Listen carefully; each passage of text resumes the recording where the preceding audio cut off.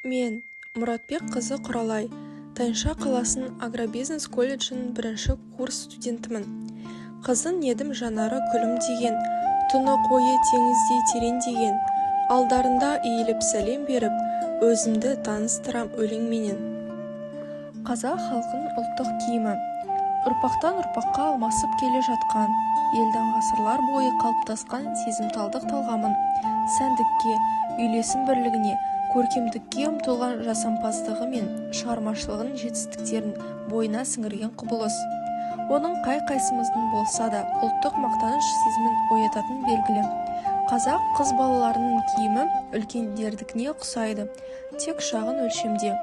Жасы мен жынысына сәйкес, бұл баланың бойындағы ересек адамды тез көруге деген ұмтылыспен байланысты.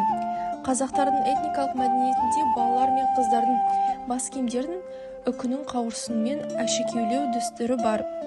Олар киелі құс болып саналған, оның қауырсындары көзге, ауруға қарсы бойтұмар болған. Тұрмысқа шыққан қазақ елінің бас киімі қыздың киімімен бірдей заттардан тұрады. Қазақ ғұрпында бас киім көріктілік пен сәнділікті, баршылықты білдіретін қасиетті киім саналған. Сәукеле әйелдің бас киімдерінің ішіндегі ең әшекейлісі де күрделісі.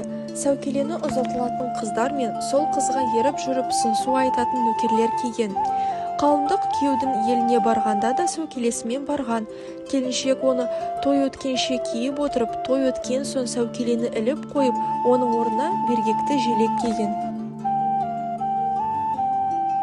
Күйеуге шыққан әйел жаулық киген, шашын, иығын, арқасын жауып тұратын төрт бұрышты ақ мақта матадан тігілген бас киім.